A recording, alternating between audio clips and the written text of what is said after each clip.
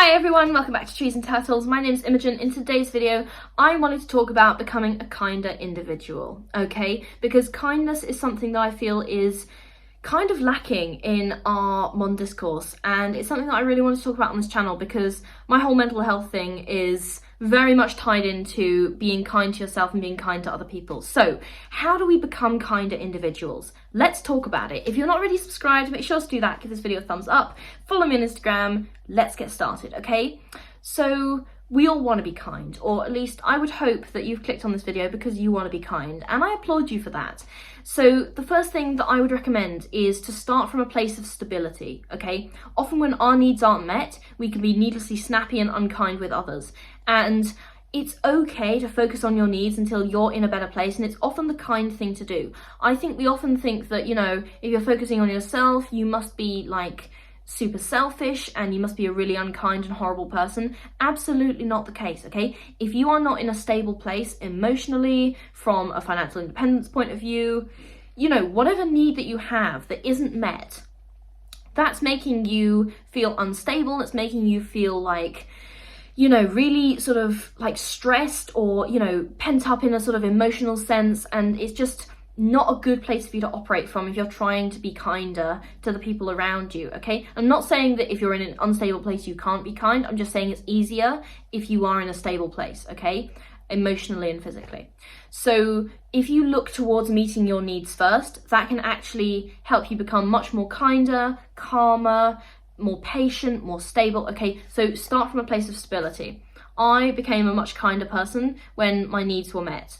And my needs had gone so long without being met from like an emotional perspective and loads of other ways that I didn't really know what that was like. And once I actually gained a more sort of stable lifestyle, I actually discovered that it was much easier for me to be kind to the people around me. Even though I tried really hard, it was just so much easier. Anyway, start from a place of stability.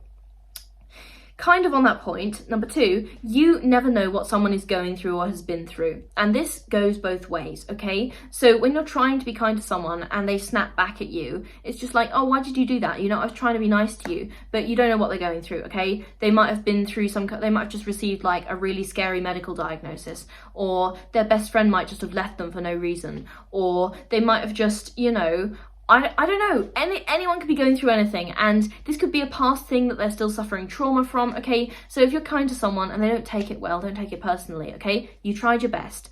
And similarly, if someone's kind to you, or, you know, if someone's mean to you, this can be for any number of reasons that don't have to do with them being a bad person, or they could just be a bad person, but from both sides, both you have things that other people don't know about, and other people have things that you don't know about, and that can interfere in the whole exchange of kindness, okay? So try and be kind, because you never know what someone is going through, but also if you're struggling to be kind and other people don't know what you're going through, it can be difficult. So take those factors into account, okay? I'm not saying to be needlessly mean, but I'm saying that there can be mitigating circumstances on both sides. All right, number three, this one's really important. A lesson that I learned way too late, but you can treat someone with kindness while holding them accountable. Okay, so just because you want to treat someone with kindness doesn't mean that exempts them from responsibility, okay? So if someone has wronged you, it's okay to hold them accountable to that. It's not mean. In fact, you're probably doing them a service because you're enabling them to improve as a person, okay? So you can treat someone with kindness while holding them accountable. Those two things can absolutely coexist, and I would argue, in fact, that they feed into each other, like they support each other, okay? So sometimes holding someone accountable is treating them with kindness because it enables them to become a better person. Right. Number four, the person you're angry at used to be a kid. Does that kid deserve your anger? You can also apply this to yourself, okay? When you're angry at yourself, treat yourself with kindness, because would you be mean to your baby self? Okay, would you be mean to your 6-year-old self?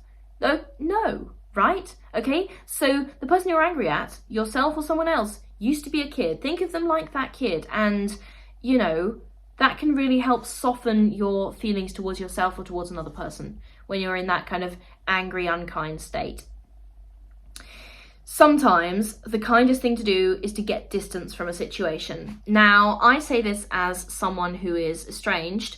I've been estranged from my mother for over a year now, and it's been really good for my mental health. Sometimes the kindest thing to do is to get some distance from the situation. If you find yourself in a situation where you just cannot be kind for whatever reason, whether you've been through trauma or whether the other person is being uncooperative or whatever it is, okay, sometimes the kindest thing to do is just to go away, take some space, cool off. And you don't necessarily have to go back to that situation if you don't want to. If you want to go back, fantastic. But that you are under no obligation to return to a situation if you're feeling like it overwhelms you emotionally and it turns you into someone who is really unkind. Okay, so some situations are just bad for us and bad for our development as people. So if you are repeatedly in a situation which you can feel is making you a worse person, sometimes the kindest thing to do is just remove yourself from that situation, get some distance. Don't overwhelm yourself trying to do everything that people want you to do, okay? This will just build resentment. If you're a people pleaser, and I used to be a massive people pleaser, I am improving, but I used to be like horrendous. Anyway, quality over quantity. Only do things that you actually want to do and not things you feel obligated to do, or this will just build resentment and you're just going to be really resentful and impatient and you're going to be, just stressed. Okay, so you're going to be stressed and that's going to lead to you being unkind or snappy or whatever. Okay, so don't overwhelm yourself. And this goes back to the whole place of stability that I was talking about. If your own needs aren't met, then you're likely to be more unkind. Okay, so please don't overwhelm yourself. My next tip that I have for you is to be kind in the small moments. Okay, if you can make someone's day better at no extra cost to yourself, do it. Okay, be nice to people who are serving you in the supermarket, or just give someone a compliment if it's an appropriate context, or anything that you can do to make someone's day better.